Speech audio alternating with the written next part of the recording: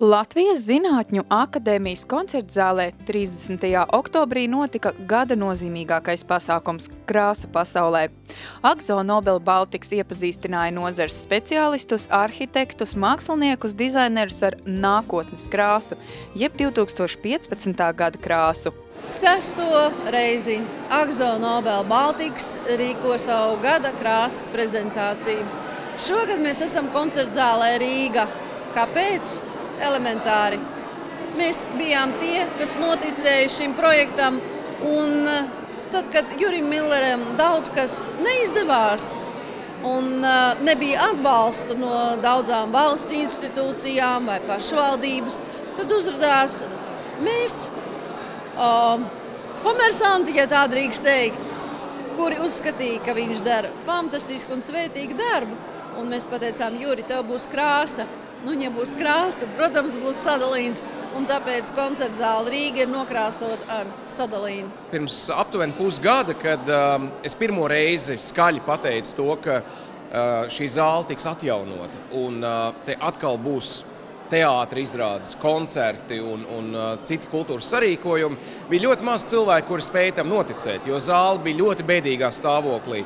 Skatu bija izdegusi, tā bija aizmūrēta vairāk nekā 42 gadus, un jāsaka, ka Sadolin bija vieni no pirmajiem, kuri pateica, jā, mēs palīdzēsim. Un es domāju, ka viņi to pateica vairāku iemeslu dēļ. Pirmkārt, redzot šīs zāles unikālo arhitektonisko vērtību, jo otras tādas telpas Rīgā, Latvijā vai Baltijā nav.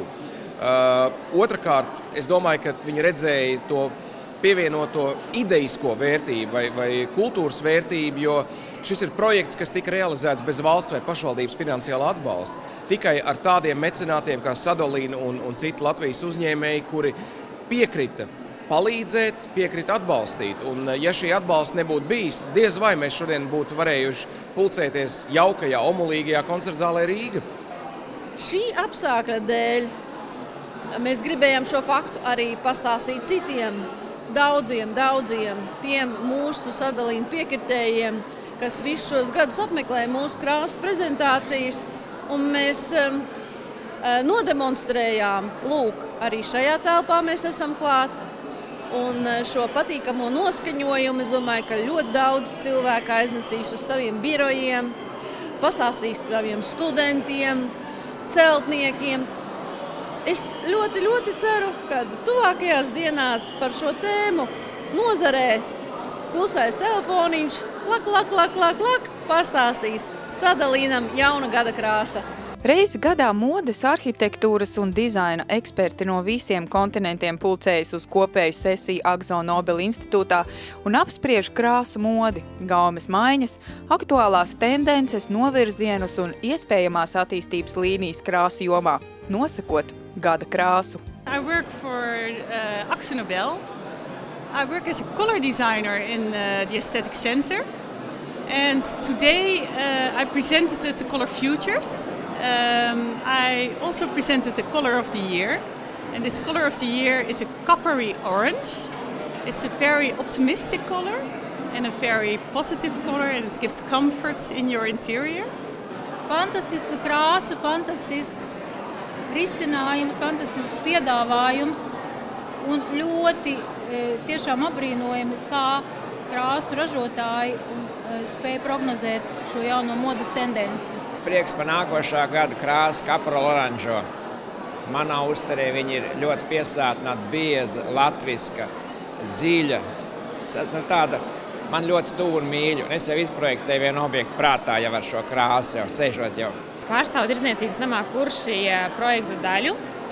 Un es konkrēti specializējos arī par krāsām, un mēs sekojam līdzi visām jaunākām tendencēm, kas notiek krāsu nozarē.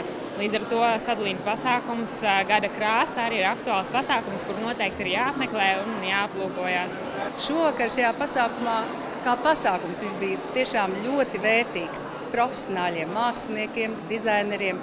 Mēs varējām iepazīties ar aktuālajām tendencēm, visu par nākošā gada krāsu dizainu. Bet, protams, kā katru gadu šim pasākumam bija brīnišķīga pievienotā vērtība. Šis bija šis objekts, ar ko mēs iepazināmies, šis vakars bija tik jauki norganizēts. Vienīgais rodas jautājums, ar ko nākošo gadu varētu firma AkzoNobel mūs pārspēt. Tas ir pārspēt šī vakara pasākumu mūs pārsteigt. Es vēlu viņiem tiešām veiksmi un paldies par šo vakaru.